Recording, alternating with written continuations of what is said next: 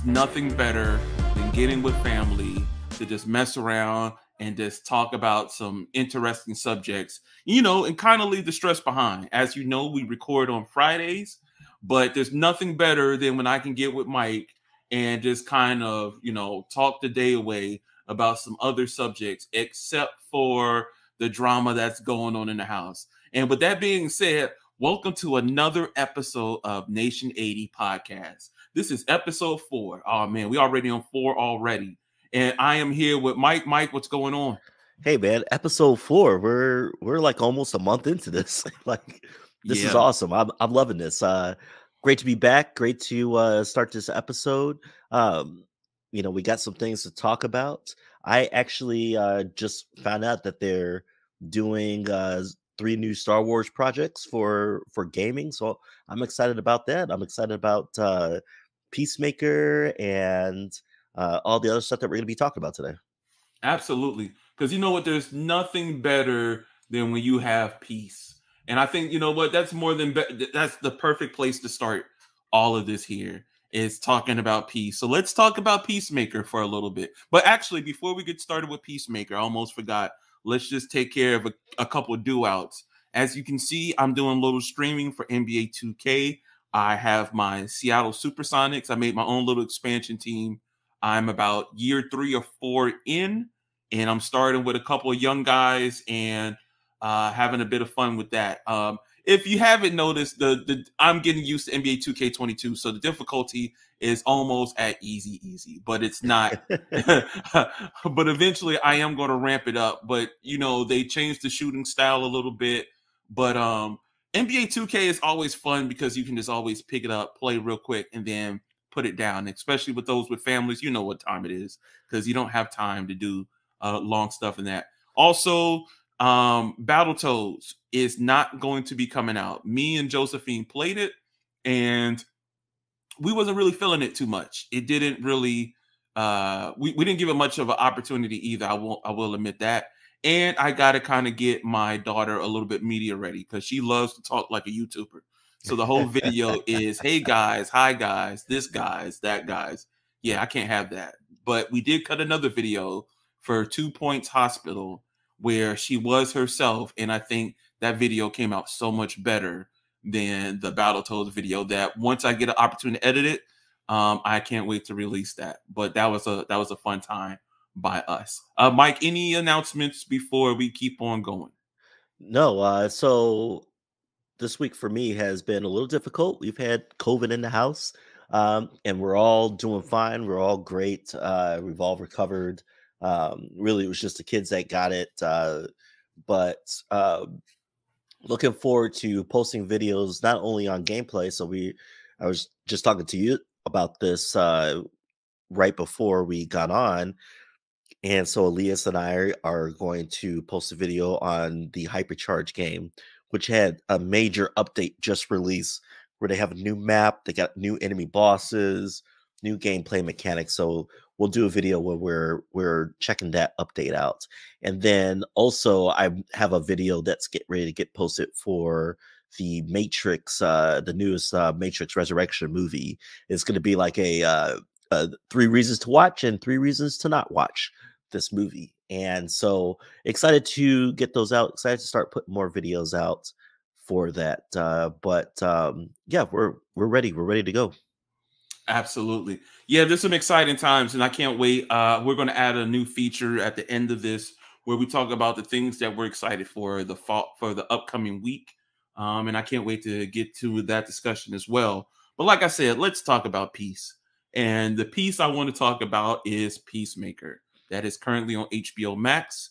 It currently stars John Cena and a bevy of crew from other series. We saw some folks from the cast of Suicide Squad in it. We also have the lady who was also in The Orange is the New Black. And HBO has really, well, actually, let's change that. DC and has really changed my mind with this show. And I say that because we are so used to the WB format of DC shows that when this came out, and matter of fact, as I think about it, I'm sure there's some other DC shows that don't really follow that format, but the bigger one is Peacemaker. Sorry, Pizza Man's here, and so my dog is going ballistic. But as we, Michael, I'm gonna go to you about Peacemaker, so I can mute this until things calm down. So, Mike, tell us what you think about Peacemaker so far. All right, so I actually just recently saw Suicide Squad, the James Gunn Suicide Squad, and I thought it was a pretty good movie. I didn't like that they killed off Flag in that movie. That was kind of a shock to me, but I kind of saw it coming. I thought one of the standouts for that movie was John Cena as the Peacemaker, and which is pretty impressive. I thought that with Idris Elba being in there, and then Harley Quinn being in there, I thought that John Cena stood out from those characters. And so when it was announced that you're getting a spinoff of Peacemaker into a TV show, I was curious. You had John Cena in there, and they're bringing in some of the other people from the movie, but then they bring in Gabrielle Brooks, and from just what Rodney said, Gabrielle Brooks, you might recognize that name from Orange is the New Black and the popular Netflix show. And so I was very curious about this show. And this is a show that was created by James Gunn, it was written by James Gunn, directed by James Gunn. And it's interesting to me because we've seen The Mandalorian and The Book of Boba Fett, and those are all created by Jon Favreau. They're all written by Jon Favreau. And so now you've got James Gunn who's creating the show and writing this show. And I'm only 3 episodes in right now. Right now, I think we're up to 5 episodes in the season. I believe it's an 8 or 9 episode season. And I'm only 3 episodes in. And man, I got to tell you, this show is phenomenal. It's seriously phenomenal. I love this show. I love the cast in there. I mean, as I said before, you got John Cena, Danielle Brooks. You got Robert Patrick, who plays Peacemaker's father in there, and Robert Patrick's been in a bunch of stuff. You might, if you're an old head like us, you might remember him from Terminator 2. He was the Terminator, the Liquid Terminator in that show. And so very excited to see him in there. You've just got a ton of characters from the Suicide Squad movie. You got Jennifer Holland, who played Amelia. You got Steve Agee, who played John, like the tech guy in there. And so, and actually, you even had, I want to say it was in episode 2, you actually had Amanda Waller do her guest spot in there. And so I was super excited to see that, because I was like, oh man. And so even the character that Danielle Brooks is playing, she is Amanda Waller's daughter, and that was a huge surprise. Spoiler alert. So great show. I think the thing that I love the most is when you saw the movie, Peacemaker, John Cena's character was this guy who was super cocky. He said that, oh, I'm gonna do anything it takes for American freedom, and if a man, woman, or child stands in my way, they're dead. I don't care. And so he kind of proved that in the movie, but then in the TV show, it's kind of a, hey man, I can't believe I killed Colonel Flag. There are some moments where he's asked to kill children and he can't pull the trigger. He's having this self-conflict, self-doubt, and it's kind of it's a cool thing to see. And John Cena plays it off perfectly. So I'm excited for this show. I'm excited for where it's going right now. Like I said, I'm only 3 episodes in. We just got to the point where they face off against Judo Master, and Judo Master just whoops their ass. You know what? One of the highlights of that show for me has been Vigilante. Oh yeah, Vigilante is awesome. Yes. Yeah, and funny enough, I don't know much about him. And at first, I didn't know I couldn't recall who he was until someone on Facebook posted a picture of him in the comics, and I was like, oh, that guy. And then it wasn't like it was anything wrong with his costume. I just couldn't put two and two together for some weird reason. And then the other one that's kind of shined for me is it's my man from Terminator 2 playing John Cena's father. Yeah, Robert Patrick. Yep. Yeah, and so and with that being said, he's a character you love to hate. Just like, you know, girls still hate that guy from Waiting to Excel. He's one of those guys that, you know, as John Cena, as Peacemaker goes on, you're going to just hate him. Like, you're never going to like him because he's never happy on that show whatsoever. And he gets a bit grimy, so you're like, oh boy, what's about to come out of his mouth this time? And but you can almost perfectly picture who he is as this character. So are you all caught up on those episodes? Like, I've only watched, like you, Michael, I've only watched the first 3. Okay. And I will ask you, if you was only to watch the first episode, would you have understood the show? I think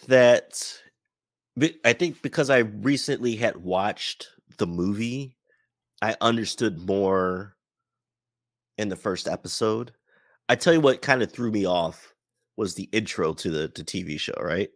They got this weird dance number that John Cena, it's exaggerated. It's done on purpose. It's not like it's let's try to come up with an intro and it just turns out terribly.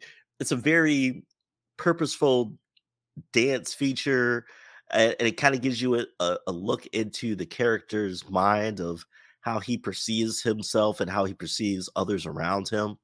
And it was very different. It's not a typical intro to a show. It's an opening dance number. You know what? It's the first time in a long time that I've seen a long intro to anything. Yeah.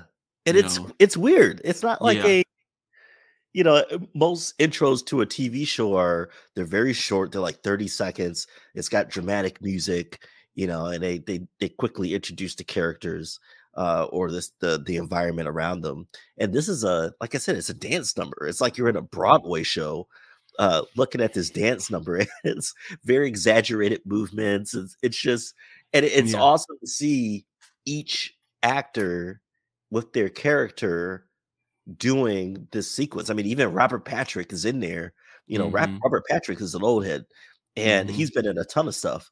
And so, last time I saw him was in a TV show Scorpion. I'm sure there are others, but he's been in Scorpion. He's of course Terminator 2. He was in the X-Files for a minute. And so I love Robert Patrick. And to see him in the show, yes, he is a racist son of a bitch in this show. Yeah.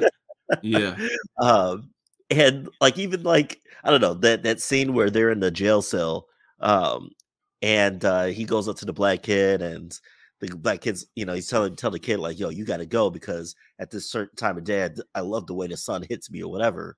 And the kid's like, oh, well, what you gonna do about it? And then he doesn't say anything. And then you see all, of course, whatever Aryan Nation, whatever, standing up, one by one. And you're like, oh my God, this dude is, and they've kind of throughout the 3 episodes have been like, oh, this guy is more than just what he seems, He designed all of Peacemaker's, gadgets, and it's insinuated that he has had a bigger history than, because everybody's like, well, who his father is, right? And so, yeah, I don't know. I love it.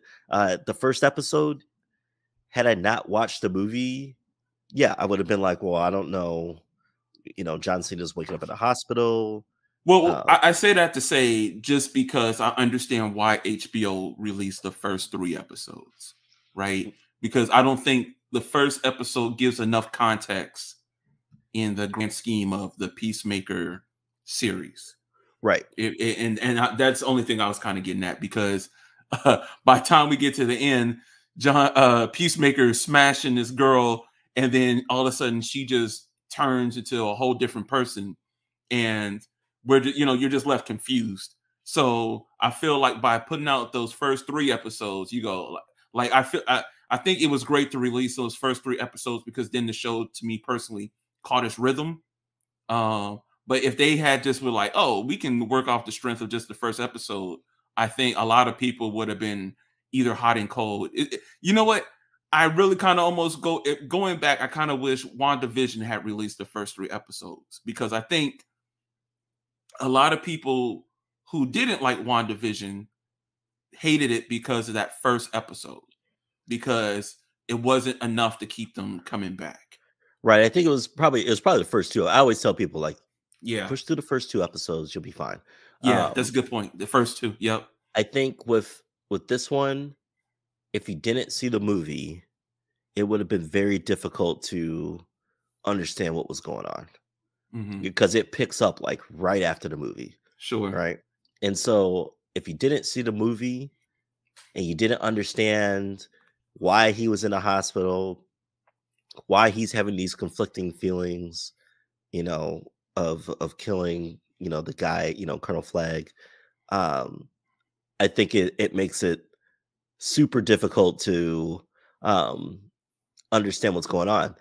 Now, with that said, this show is apparently the biggest streaming TV series as of right now, regardless of whether it's HBO, Netflix, or Disney Plus, which is interesting, crazy to me, because, like I said, when I started watching the show, when you see the intro, I was like, oh my god, I don't know. I mean, I like John Cena, but I wasn't sure if he could pull off this guy who, when you watch the movie, he's this guy who is very sure of himself. Hey, if it's going to be protecting America, I'm going to do whatever it takes. I don't give a shit. All right. But when you watch the show, especially like the first 3 episodes, it's kind of what it takes, but he's just starting to find a line. And then he started to, there's a scene in one of the episodes where he's literally crying because he says, Colonel Flagg was right. I'm a joke. And nobody likes me because of how I am and how he grew up. And you start to see like how he is the way he is because of his father and his upbringing. His father's like, there's a scene in the show where him and his father are sitting at the table. It might have been the first episode. Where they're sitting at the table and he's telling about how, Bloodsport is afraid of rats and this and that. And his father's like, oh, it's a good thing that guy wasn't the one that shot you. And then John Cena doesn't say anything. And then, Robert Patrick's character is like, are you serious right now? Are you serious? I raised a wussy, blah, blah, blah. And so if you didn't see the movie, it's kind of hard to comprehend that, because in the movie, you see exactly, those 2 characters between Bloodsport and Peacemaker, they're the exact same character. They both, and Amanda Waller uses the exact same line when she introduces them. They were born to kill, their fathers bred them to kill from birth. They can use any weapon. The difference is Peacemaker uses a bigger bullet and Bloodsport uses a smaller bullet. And then when there's the showdown towards the end of the movie, by pure chance, because Peacemaker is getting ready to kill the rat queen, or whatever her name is. I can't remember her name right now. Idris Elba just happens to drop down. He's like, oh, and he already had emotions about her. And so he's like, no, you're not going to kill her. And then, they both shoot at each other. And the only reason that John Cena got shot was because Bloodsport had a smaller bullet that went through John Cena's, and of course, watching that movie, I'm like, being, both of us being military guys, I'm like, no, that shit don't happen in real life. Never, ever, ever in a million ways does that ever happen. But I don't know if you didn't see that moment, if you didn't watch that movie, and then you, like you said, you watch that first episode, you understand what's going on. And then it takes 3 episodes to, oh, okay, I kind of understand. Because I had a hard enough time just trying to understand Danielle Brooks' character and what she was about and why she's on the squad. and then finding out that that's Amanda Waller's daughter. Yeah. And what's her special power? What do you think? Because Amanda said, like, you have a special power or special skill that nobody has or something like that. And I'm thinking, well, what is it? Because I think she's, and I could be wrong because I don't keep up with DC as much as I do Marvel, but I'm going to assume that she had, when she says something like that she's probably a very good tactician, just like her mother. Because I would assume that like her mother would not raise her to be any type of chump whatsoever. Right. Yeah. And the fact that they even talk is even shocking, because like Amanda Waller doesn't seem like she would put family anywhere in the perspective of what she does as a job. But I could be mistaken. But Mike, I want to read this article off of Insider real quick. And basically, according to Insider, they say from Parrot Analytics measures audience demand, which accounts for the interest in and engagement with or overall popularity of a TV series. And by saying that, Peacemaker, starring John Cena in the title role, surpassed Netflix hit fantasy series The Witcher and Disney Plus's Star Wars show The Book of Boba Fett in demand. It reflects the growing popularity of HBO Max originals throughout 2021. Total demand of Max series grew by 39.2%. Demand for Netflix originals in the same 12 months grew by only 10.3%. And with that being said, I will ask the critical question here. Now that there's an article that I only saw the headline to, where James Gunn was talking about Guardians 3 being it. Do you think that Warner Brothers backs up the the Brinks truck, and gives my man James Gunn the keys to the castle? Yeah, I think you got to, right? I mean, like I said before, look at what Jon Favreau's done, right? Mm-hmm. And I'm just speaking about Star Wars and The Mandalorian and now The Book of Boba Fett, right? Those are both created by Favreau, both written by Favreau. So now you've got James Gunn. And I read that same article that you just read. Mm-hmm. And I'm thinking, man, and I saw, as of today, at least, Peacemaker is like a 91% on Rotten Tomatoes. That's insane, and then and then People's Score is like up there, like equally the same too, which is insane. And it is well deserved. I've only watched the first 3 episodes. It's well deserved. It's well written. It's greatly acted. And it kind of reminds me of like The Boys. Like I'm trying to tell Jen about this. Like that's funny you say that, though. I'm sorry to cut you off. I'm sorry, but that's exactly a good point. It reminds me of the Boys, and it reminds me of Deadpool. To me, it has the same. To me, it's all on the same wavelength as far as the crude jokes, the violence, certain keys. Now, it still has James Gunn's flair, especially like Peacemaker with the music and everything else. Oh, absolutely, the music, yeah, for sure, yeah.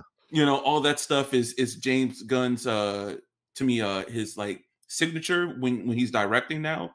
But I feel like it's on that same wavelength. Like right now, if I was Rob Liefeld, I'd be pissed because of the fact that Deadpool is a part of Disney, and Disney, in all honesty, even though I think they said maybe they're going to make a part 3 to Deadpool, wants no parts of Deadpool.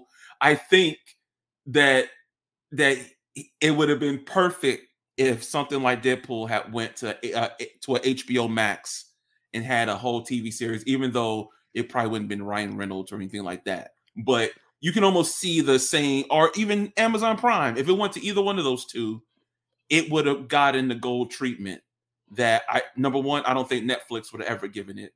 And I don't think Disney in the future is going to give it. Yeah, see, I think, at least in regards to Deadpool, I think Disney will give it the treatment. You're just not going to see it on Disney Plus. It'll be on Hulu. Yeah. It'll be on Hulu. Okay, so because they did whatever the animated monkey assassin show, um, but it was on Hulu, not on Disney Plus. So You know, same thing for MODOK. right? It's a Marvel property, but it's on Disney Plus. It's on Hulu instead of Disney Plus. You're not going to put Deadpool on Disney Plus. Yeah. You know, it's still for the kiddos. But let Hulu be your red band, you know, your R series type stuff. I think that with James Gunn and the Suicide Squad, and there's actually talk about James Gunn doing another spinoff, not just the season 2 of Peacemaker, I did but see that. another spinoff of Suicide Squad, which would be awesome. You know, back up the Brinks truck, you know, get the money. You know, now I'm like making a note in my notes to have a sound effect for money for backing up it for James Gunn, because he's got to get paid. Give him the money. You have look what Disney and Marvel and Lucasfilm have done with Jon Favreau. Yeah. Okay, Favreau reignited Iron Man. Okay, Favreau reignited Star Wars. They said, "Yo, we trust you. Do whatever you got to do." And so now, if Warner Brothers, HBO, whatever DC want to do, and I feel like this is where I feel like it's going for DC right now. Okay, the movies have been hit or miss, more miss than hit, with a few really good movies. Okay, however, and this is on the live action side. However, when you look at DC's animated stuff, it's always been top notch, especially when you compare it to Marvel's animated stuff. Marvel's animated stuff is crap, all right? But DC's animated stuff, movie-wise, has always been top notch. And so when you look at, you talked about the WB or CW DC TV shows is one thing, but then I thought about it and I'm thinking, well, what about Titans? What about gosh, I can't even think of the other show, not Titans, but you have Stargirl, Doom Patrol, Swamp Thing. Doom Patrol. Okay, so I haven't seen Stargirl yet, but I'm thinking Titans and Doom Patrol are both great shows. Okay, Titans took a little bit to find its rhythm, but it found it, and people seem to enjoy it. Doom Patrol was very critically acclaimed, and then now you have Peacemaker. Let's make something out of this, DC. All right, give James Gunn his money, and then let him create what he wants to create. You know, I didn't think his Suicide Squad was like the greatest movie out there, but it was pretty good. I was pleasantly surprised. And to follow it up with Peacemaker, 3 episodes in, I'm with it. I'm down with it. You know, I'm down with not having, you know, I love the DC shows. I love the Marvel shows. I love the Marvel movies because it's always about hope, and, you know, it's got comedy in there and enough seriousness that you're like, oh man, what's going to happen? You know, and that's great. I love that. But part of the reason why people love The Boys, why people love Invincible, because it's relatable. Okay, because it's down to earth. It's got real consequences. And I think that's what you get with Peacemaker. You get real consequences. You get real like emotion, something that's relatable. Like, you got a guy who has been raised a certain way, and everybody thinks he's a racist, and he's like, no, I'm not racist, you know, like the janitor at the hospital was saying. He's like, but you kill mostly black folks or colored people, you know. He's like, no, I'm not racist. I'll kill more white people if you need me to. I was gonna say, and then he always uses the wrong terminology that went out like in the 80s. And I'm like, I'm like, okay, and so you start to see him like, he's living in a trailer home, Yeah. and he's bitching at his dad. Dad, I told you to turn off my cell phone bill, and it was just very, I don't want to say relatable, but it was just very down to earth. Like, here's this guy that people think is a joke when he's really not. Like, when you see him in Suicide Squad, he's a lethal motherfucker, you Yeah, know? he's about that business. Yeah, and Mhm. even in the show, when they're going to attack the mansion and kill the senator who's a butterfly, uh, he that badassness comes out again. But underneath the big muscles, the chiseled jaw, you know, it's a guy who is haunted by how his father raised him and looking for approval. He constantly looking for approval, Mm, and he's trying to be a better person and wants to be seen as a superhero, not as a villain. Everybody thinks he's a villain, yeah. and he is, he just doesn't realize that he is, and he's trying to change that. He's trying to change his outlook. And so I think that's interesting. I think that is fun. I think that the people that are his supporting cast, his crew, his handlers, I think that's awesome. I really enjoy the show. Yeah. So my last point before we move on is the way that I'm hoping WB is taking the success of Peacemaker is kind of like how Apple is, and is that Apple really doesn't innovate these days because they let someone else invent it and then they try to cultivate it for their ecosystem. And I think if WB, and I know people hate the comparison, but if WB is going to take any comparison from Disney Plus, it might be a good ideal to take these upcoming WB movies, maybe a spinoff of this, a spinoff of that, and then just have them shows come to HBO Max with someone from the cast of that movie. I don't think that would be a hard thing, and I think that would help kind of bring some sort of confidence back to the DC library for certain things. But we shall see.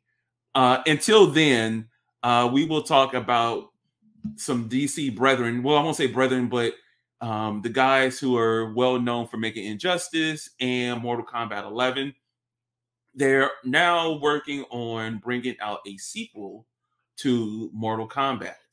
And the interesting thing about this is they're now also tabbing one of the writers from Moon Knight to help that out. So, from Up Rocks, we have the article Mortal Kombat movie that came out in 2021 had a lot of mixed reactions. On one end, it's an example of how video game movies struggle to pull in those who aren't really huge fans of the game. On the other, it's an example of how some movies don't really need to be too deep. Just give us some fun action scenes, have a character drop a quotable line, and fans will leave happy. And going on from there, they're just talking about Mortal Kombat's history and yada yada yada from the 90s and so forth. I'll be the first one to tell you that yes, I agree. I was pretty mixed after seeing the first Mortal Kombat movie. But to be real with you, I don't have any expectations on any Mortal Kombat movies. I'm not a big fighting genre guy or anything of that nature. I couldn't tell you the history anymore of Mortal Kombat, even though I've probably read it once or twice back in the day. I hope it flows a little bit better this time. I still did because I don't hear that name often in films. It was cool to hear the Gary, Indiana shout out, but I don't know why you would go to Gary, Indiana if demons are attacking you. But anyway, I digress. But I'm to me personally, if they could smooth out the story a little bit and make it a little bit more intriguing, I'm here for it. I'm going to watch it regardless. I'm not going to act like I'm not. If it's on HBO Max, we watch so many movies that we're eventually going to watch it anyway. But if I could have it my way, I understand how hard it is with video game movies, but that's when again we would say TV show. But if the money's not there, then just I would say try to fix that storyline, and I think you can possibly put a decent movie together. Mike, what's your thoughts? Yeah, I think that well, let me first say that I haven't seen the Mortal Kombat movie. And I think part of that is because I saw, back in the day, the original Mortal Kombat movie. um, and I'm like, I don't know if I want to watch this. I thought it was one of these movies that, when you're a kid and it's Saturday or Sunday and it just happens, like for us growing up, it was WGN, and WGN's gonna play this movie. I guess I'll watch it. I mean, it's on, and um, so I haven't seen it. It's great that they're having a sequel come out. Um, it's interesting that they have a Moon Knight writer on there. But if I do see the movie, and I know I will, I'm not going to care about the story. It's not one of those movies that you go into thinking, "Oh man, I'm all about the character development."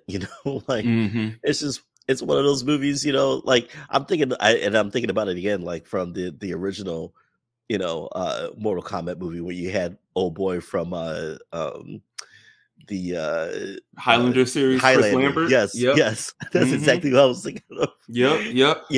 And I'm like, okay.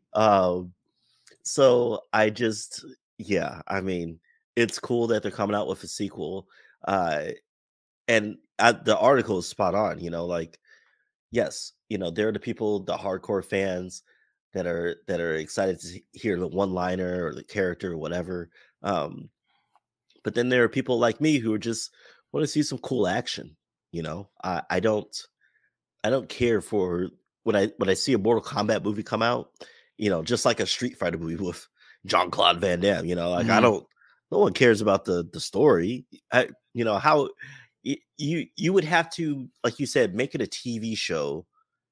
That's the only way that you can make it interesting, is if you did a TV show and you can develop characters in the TV show. Dude, think about the amount of characters all three. Like, let's think of Tekken, Street Fighter, and Mortal Kombat. With all those characters, you can't fit them in a movie format. Hell no, it would be a 6-hour movie. Like it has to be a TV show where you introduce characters throughout the entire series. And that's when you can tap writers and whatever. So it's not terribly impressive for me to see a Moon Knight writer in here. It's more of a, well, who's the fight director? Who's the fight choreographer? Those are the things I want to know. Because that to me will determine if you're going to make a fighting game into a movie, it better have some great fighting. I don't care about the story at this point. So yeah, I mean, I'm excited that they're doing. I'm excited that these companies are seeing the potential of genres from video gaming and comic books and giving it a chance. Because when you and I were growing up, like you said, whether it was, old boy from Highlander or Jean-Claude Van Damme from Street Fighter, they weren't greatly produced movies. They were terrible. And if anything, they became a niche. And so, and then you look on the comic book side of it, you had, and realistically, you only had one. You had one go at it, right? And that was it. You most likely had a director that didn't even understand the material, right? And then you had the only true, I guess, and this is on the comic book side of it, but the only true person that really had any kind of standing would have been Blade, right? Wesley Snipes' Blade. You had Hasselhoff as, Nick Fury. But back then you just didn't have that kind of opportunity. Maybe you could throw your boy and Spawn and Michael Jai White in there. And that could have been so something. Much potential. That could have been something. Potential. Absolutely. That could have been something. Just not at that time. Yeah. Had that movie come out now, we would have been seeing a third. It would have been a trilogy, right? They would have knocked it out of the park. They would have knocked it out of the park with absolutely with the CGI and I think now Todd McFarlane, as much grief as I get him, that man is a master at his craft. Spawn has been timeless for years, and I think he would have been able to hone on a better script, or help the writing team who would have cared about that script actually give it some life. But Yeah, we did and get like the cartoon, and the cartoon was pretty dark. well, and now we're at a time where you can get multiple seasons of something. So like we're getting a, or not even multiple seasons, but even a sequel for movie's sake. We're getting a sequel to Mortal Kombat. Mm-hmm. Cool. I don't know if that would have happened in the late 90s, early 2000s. So kudos to that team. People now are we're all just riding this train of nerddom, right? We've got the comics and we got the video games, and we're riding this train, and no one knows when this bubble is gonna pop, right? And we've been doing this since Disney and Marvel started the MCU. And so because of that, we have Invincible. Because of that, we have The Boys. Those are we already know we're getting multiple seasons of that. Because of that, we got Bloodshot with Vin Diesel. Mm-hmm. Everyone's going to take a swing now until everybody's going to take it. How did we get a Bloodshot movie before? How I know Todd McFarlane was pissed off about that. Are you serious? We get Bloodshot, but we're not getting Spawn. Hey, but you know what? The bad thing is that studio would have probably made Vin Diesel Spawn, and then it would have been a whole nother drama to that. No doubt. Yeah. So Mike, I do have a question for you. Is there, from your recollection, has there ever been something of video game lore that's grabbed your attention, whether that's animated, live action, TV series? Oh man, that's a great question.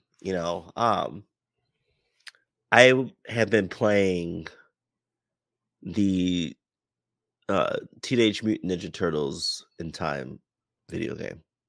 Okay.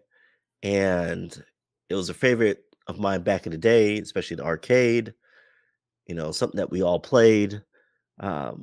And there have been multiple attempts to make movies of the Teenage Mutant Ninja Turtles, including the 90s versions to more recently 2010s versions of that movie. And so, that to me is something that I want done well. I don't know if it'll ever be done well. I hope it would get a James Gunn treatment or John Favreau treatment. I think they're two different styles, but I won't take either style. I think Teenage Mutant Ninja Turtles would have been one. I guess I'm asking more that originated as a video game more than like the Ninja Turtles originated from comics. Okay, so something originated from video game to the big screen or to the small screen? Yeah. It's got to be any number of Star Wars video games. I'll say this because I think we're going to talk about it anyway. So Star Wars Jedi Fallen Order. The Book of Boba Fett has a shout out to that game in one of their more recent episodes. And I would love that game. That's such an awesome game. Such an awesome game. I haven't finished it because I've had to get a mod for that game to take the spiders out of that game. Yeah. But everything that I've played in that game, and the actor that plays the primary protagonist in that game is a well-known actor. Okay. He was actually, I guess, best known for his role in Gotham, where he played the Joker type. Oh, that's him. Because he knocked it out the park with the Joker in Gotham. And so I would love to see, and it's kind of weird because, like I said, they threw a shout out to it in the most recent episode of the Book of Boba Fett, and so it's got me kind of thinking, like, all right, so are we gonna kind of see this guy in there? Um, I hope so. I don't, Star Wars is kind of a messy, movie wise at least, it's kind of messy right now. Mm, Um, there's a lot of mixed reactions about it. I don't know when the next Star Wars movie will ever come out. Uh, whenever they do come out with a new one, I hope it has something to do with Jedi Fallen Order, mm. because the character, the story in that was so awesome that and I say it is so awesome that I would love to see that on the big screen. And not even the big screen. I would love to see just a Mandalorian type of series, because it's just that great. I think there's so much potential for that character and that storyline. Mandalorian, compared to the movies, it takes place in the past. Why not do this for the Jedi Fallen Order video game? Because I just think that it's just a great story. So that to me would be something I would like to see. I get that. I get that. Yeah, for me, it was I'm a big anime guy, and it was the Street Fighter anime back in the day. It was one of my favorite ones coming up. I really loved the animation for the fight scenes in that. They kind of fell off when they did. I think they did Street Fighter Alpha. Hmm. The animation was dope, but it just didn't have the same feeling. Like there's a particular scene, and even though more people like it for the nudity, because Chun Li's in the shower, there's this scene where Chun Li's fighting Vega, and it was pretty intense, and it was the animation was amazing, of really showing Chun Li trying to fight off someone who she knows is stronger in combat than her, and then eventually succeeding. But that's the only video game series. And then I guess, a distant second, because I haven't seen the second season yet, would be The Witcher. And I know that kind of originated from a book, but I know it more from the video game. So I will put The Witcher in second, and everything else between Tomb Raider and all of this stuff and Hitman, way in third place. But with that being said, let's get into the games a little bit. And according to The Verge, Mike, it's time for me to upgrade my PC, because apparently I got to make sure if I'm going to be able to run Crysis 4. Because Crytek has just mentioned that a new entry to the long-running Crysis series is coming. They had a little trailer come out from Crytek China, which appeared to confirm the news in an early post in Chinese social media site. I think that's Billy. Its post, which now appears to have been deleted, says Crysis 4 project is confirmed, opening a new nano battlefield, which translates to English, according to Eurogamer. Mike, I'll let you start first. Are you going to be playing Crysis 4? After I save up and spend about $6,000 on PC hardware, look, this is what it comes down to. I am operating on a gaming laptop right now. Okay, it's a Lenovo Y740, and I have a 2060 GPU in there, NVIDIA GPU in there. All right. That's good enough to run most games, not at the maximum settings, but at like good or very good, whatever. Um, to play Crysis, I remember back in the day, to play Crysis, I had built a PC. I thought I literally built this PC to play this game. And I remember when I built it, I thought I was good to go. And when I played it, I tried to put it on maximum. My frame rate was like 5 to 10 frames per second. It was terrible. I was like, man, what the hell? This is bullshit. Um, and so now I'm thinking Crysis was a beast on computers. So now you're telling me Crysis 4 is coming out? And especially now with the chip shortage,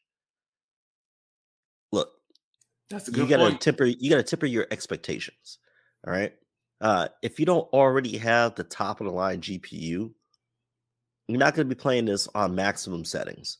Okay. You're going to have to wait 3 or 4 years after the game comes out to even get a chance to buy that GPU that works for you.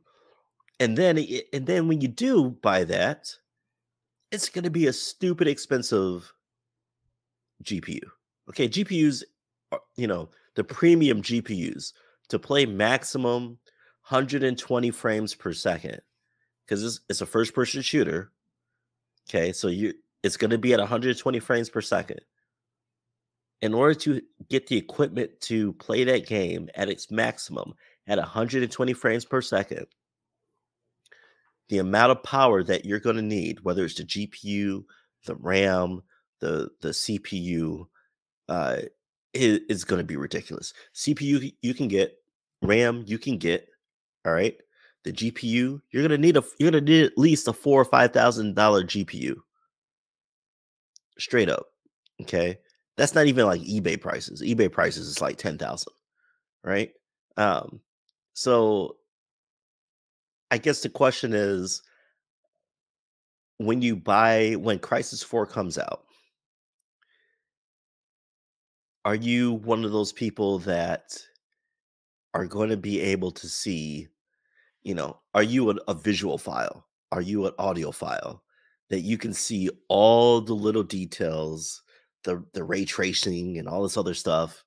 Do you have a 4K monitor or an 8K monitor? Because it's going to be the best at 8K at this point. Are you gonna? Because now you're talking about getting an 8K monitor that's 120 hertz. Okay, that's going to be a 10,000, and that's for maybe a 28-inch monitor. It's going to be like a $6,000 to $10,000 monitor, right? So I don't know, man. Will I play the game when it comes out? Yes. I just won't be playing it at maximum settings. And the only people that are going to be playing at maximum settings are people that are straight rich. Like, Yeah, I agree with you. I will not be going for maximum settings, but by then I'm hoping my Steam Deck will. And I was looking at videos of a Steam Deck the other day, and you're not playing anything from high settings. And if you are, you're going to burn a hole in the back of your Steam Deck, at least from the initial what we say from the initial settings. So, well, not from the initial settings, but from the demo that they brought out. But with that also being said, if I can play it on my Steam Deck and it's at medium settings, then I call that a win, because there'll be times where I'd rather be playing that while I'm around the family instead of being in my office gaming while they're out doing whatever. But I'll also be real with you. If Crysis 4 come out for Xbox Game Pass, then it's a day one deal. If they're asking me to pay $60 for it, sorry, them days are over. It's got to really come with something else. And I've already played Crysis many a times. I never finished the game, but I played it many a times, and it's just not that serious for me to get hardcore on it. right. Well, and you said so, like Steam Deck. So you're not going to be playing Crysis at 4K on your Steam Deck. It may be able to do 4K, but you're not going to be able to tell the difference. All right. So people who are like, "Oh man, 4K on a 7-inch screen," it doesn't mean anything. And people get so confused about, you know 4K on a handheld screen. It doesn't mean anything. 4K you're not going to notice the difference on a 4K on a small ass screen. Um, you'll only notice the difference if it's on a big screen. Okay. Uh, I got a 65-inch TV that does 4K. That's where you notice the difference, right? As opposed to just 1080p. Um, but if you're just looking at 8-inch or 7-inch screen, I can't remember what the size of the screen is for the Steam Deck, but it's around that size. You're not going to notice the difference between 4K, 2K, or 1080p. Like, it's you got to be like a super video file. So like you said, if I have the Steam Deck and Crysis 4 comes out, I'm okay with playing at the quote unquote medium settings, because those medium settings are gonna look premium on my Steam Deck. They might not look premium on my big TV or my big monitor, but they'll look premium as long as I get the frame rate squared away. They'll look straight up like it'll be great. It'll be totally great. So I think people sometimes get lost in the specs of some of the tech that's out there, and it, not to get it twisted, I've sometimes I've gotten lost in those specs. If whenever I get an Xbox or a PlayStation, because I know I will, but whenever I do, and then Crysis 4 comes out, I'd rather get it for that platform, because I have the 65-inch 4K that does 120 frames per second, than spend the 10 grand it's going to cost me to do it on the PC side of it. Yeah, absolutely. The graphics may not on the spec sheet be the same. You're always going to have a better spec sheet on a PC than you are on a game console.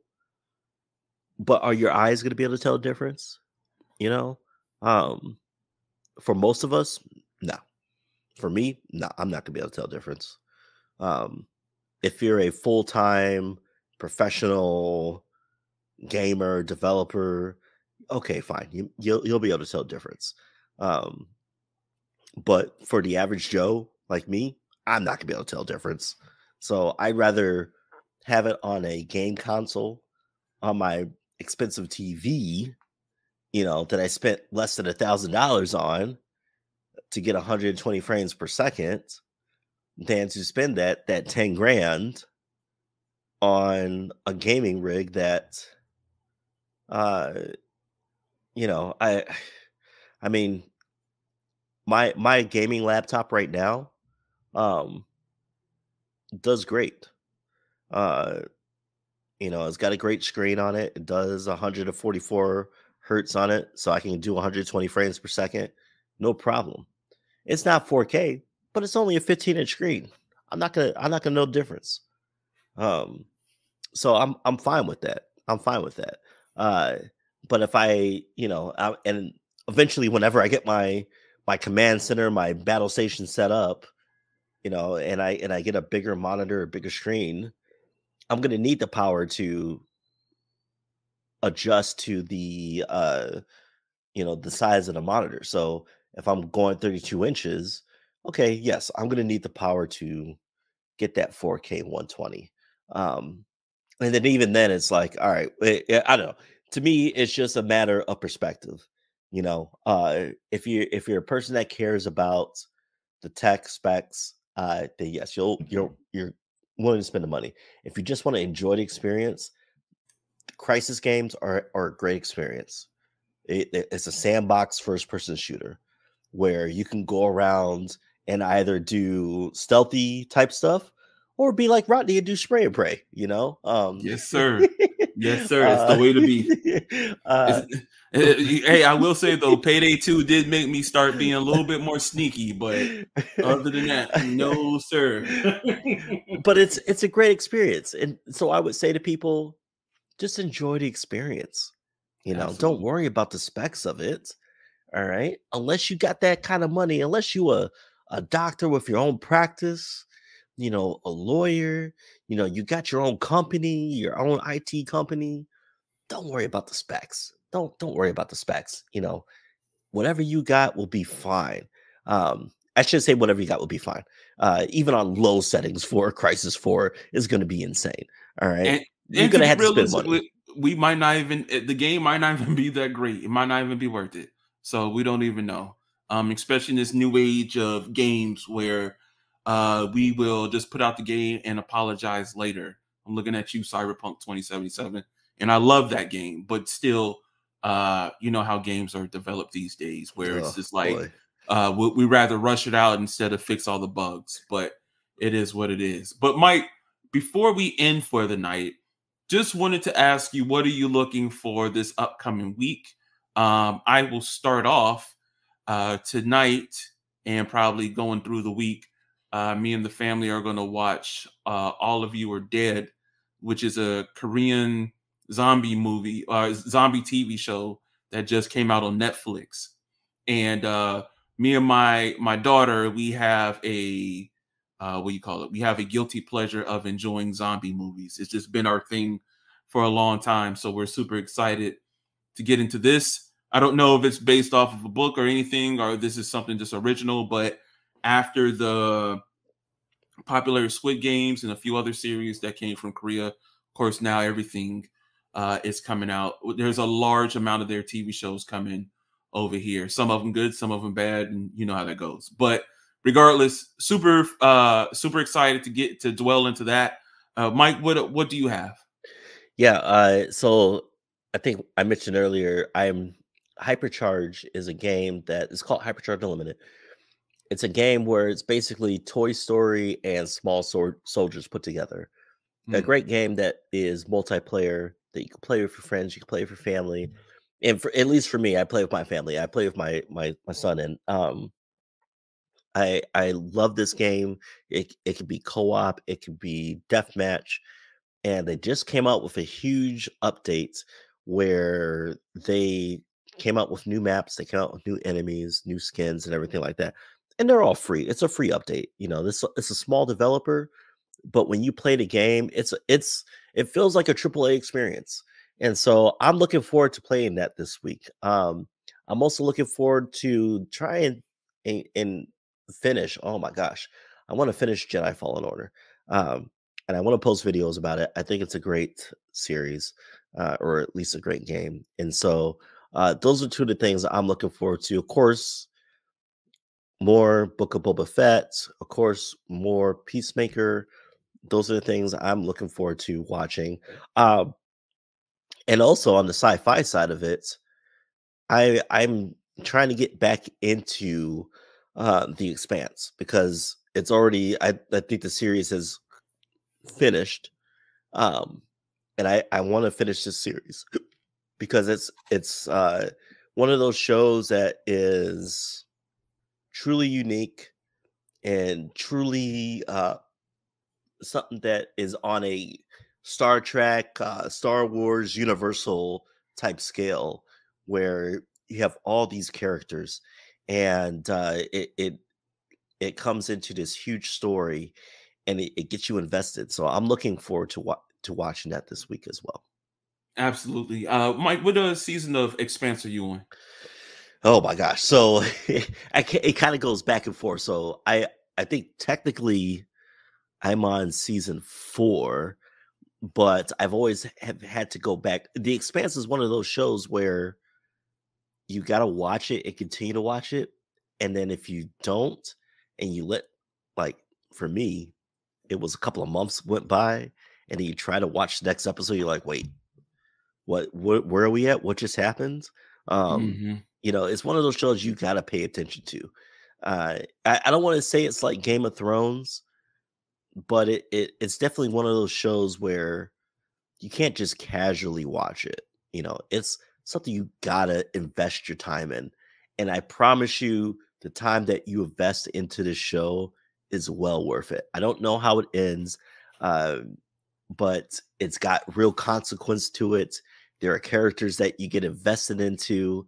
And so, and then Especially motives. that first season. Oh, That for first sure. season And had me like, definitely invested. and there are storylines in there. It's not, you know, it's a political drama. It is a sci-fi mystery drama. It's got your personal character development drama in there, and there's just so many aspects to the show that are to love. And I'm looking forward to watching that this week. Yeah, I definitely understand that, and I hope to get back to Expanse as well. I really feel like Amazon Prime fumbled the bag with Expanse and a few of their original shows, like there is, oh my goodness, the show with John Cranston. Why is the name escaping me now? Jack Ryan. Jack Ryan. Yeah. And then they also got Jack Reacher coming out soon. Well, just called Reacher. Oh, yes, I'm super excited. You know, here's why I'm excited about this real quick. Jen is a huge fan of the Jack Reacher books. Okay. And when I tried to introduce her to the Tom Cruise movie, it is, at least the first one, I didn't do the second one because the second one was bad. But we watched the first one. I was like, so what did you think? She was like, oh, it was all right. It was pretty good. I was like, so what didn't you like about it? She's like, well, you know, the movie didn't really portray, you know, Tom Cruise isn't the kind of guy that you would think would portray Jack Reacher. And I said, well, what are you talking about? And she's like, well, in the books, he's portrayed as like this 6'3", 6'4", 280-pound, just behemoth of a guy. And Tom Cruise is not that. He's like 5'3", 100 pounds soaking right. And so when we saw the trailer for the Amazon series, I was like, is it like how this is? She's like, yes, absolutely. I was Mike, like, do you remember where he's from? Oh, he looks so familiar. Give me a second. Is it from a superhero show? Yes. Oh my God, it's gonna. Okay, yeah. For the second time, just tell me. It's my man from Hawk and Dove in Titans. Oh yes, gosh darn it, yes, absolutely. I don't recall his name, but that's as soon as I saw him, I was like, yeah, you're exactly right. That's absolutely. The guy. Yeah. So yes, I'm looking forward to that too. Absolutely. Yeah. Okay. Well, that definitely makes sense. Yeah. Again, I think just real quick, I think Amazon, if they just did something better, because they have some potential with their original stuff, but it just doesn't see the light of day like it should. I don't know how they can fix that, but they should really make the attempt to fix that. One last thing I will say is just real quick, if you need a movie to watch, and I don't know if it's only out for rental or for streaming somewhere, 335 with Jessica Chastain, Lupita Nyong'o, and Penelope Cruz, and a few other femme fatales in it. Really good movie. Really good movie. Me and my wife watched that last night, and we really enjoyed it. So if you get an opportunity, check that out. Is that on streaming, or did you see? I want to say it's on Amazon Prime, but I think what Amazon Prime is trying to do off the rip is make it available for rent. I do want to see that movie. That movie looked good, especially Lupita in there. She's the girl from Black Panther. Yes. She just has hair in this movie, right? Yes, absolutely. She did her thing. She definitely did her thing in this movie. Jessica Chastain did her thing. There's no one I can really complain about, and my boy Sebastian Stan is in this movie as well. Oh, okay. So that was cool to see him doing something outside of Winter Soldier that's action related, because I know he's done a couple other films outside of the normal action side, more on the dramatic side. But it was cool to see him in this as well. But overall, it was a great film. Really enjoyed it. I won't disclose how I saw it, but it was pretty cool. So until next week, we will see you again, once again, and hopefully less drama-filled week of the Nation 80 comic. My goodness, I knew I was going to do that. The Nation 80 Podcast, where we're looking forward to talk to you more about geek culture and some tech as well. So stay tuned. We got videos coming soon, and we will see you on the next one.